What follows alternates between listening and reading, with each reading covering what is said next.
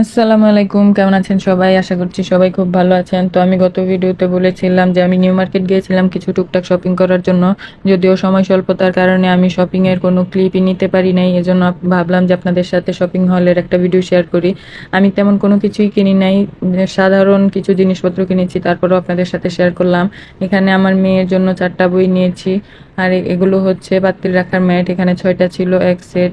আর Sunsilk shampoo নিয়েছি, Sunsilk conditioner নিয়েছি। আর সামনে যেহেতু শীত আসছে এজন্য নিভিয়া সফট ছোট্ট একটা ক্রিম নিয়ে নিলাম। আর এখানে ছোট্ট একটা আয়না নিয়েছি, সেটা আমার বাইরে গেলে হিজাব ঠিক করার জন্য কাজে লাগে। আর এখানে কিছু মাঝামাঝির জিনিসপত্র নিয়ে নিলাম। আর এই চিরুনিটা আমার জামাই কেন কিনছে আমি জানি না। আর এখানে একটা ব্রাশ, এটা যে যে কোনো কাজে ব্যবহার করতে পারে। আমি মূলত কিনছি আমার মেয়ের সাদা জুতা পরিষ্কার করার জন্য স্কুলের। এখানে কিছু রাবার ব্যান্ড, হেয়ার ক্লিপ, এগুলো ওদের বাবা ওদের পছন্দ করে কিনে দিছে।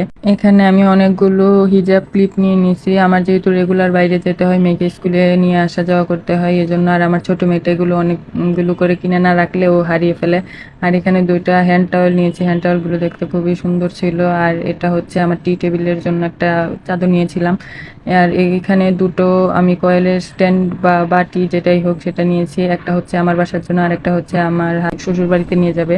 এগুলোই ছিল আজকে আমার শপিং হলের ভিডিও। আপনাদের সাথে ছোট্ট একটা ভিডিও শেয়ার করলাম, যদিও খুবই সাধারণ জিনিসপত্র। ভিডিওটা দেখার জন্য আপনাদের সবাইকে অনেক ধন্যবাদ। সবাই ভালো থাকবেন। আল্লাহ হাফেজ।